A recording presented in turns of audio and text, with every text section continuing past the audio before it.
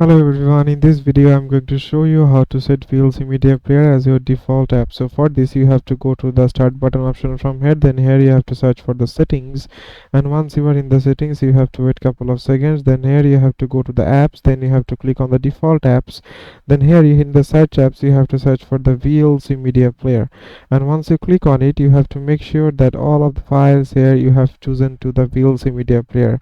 In the media player option, for example, I would like to go for this one and I would like to change it to the VLC media player now, and then you have to click on set as default. You have to do the same thing for all the options here all the way bottom, and it will most likely to make your VLC media player as your default media player. And after that, what you can the second method you can do is go to the file and choose a video that you would like to run. For example, I would like to run this one.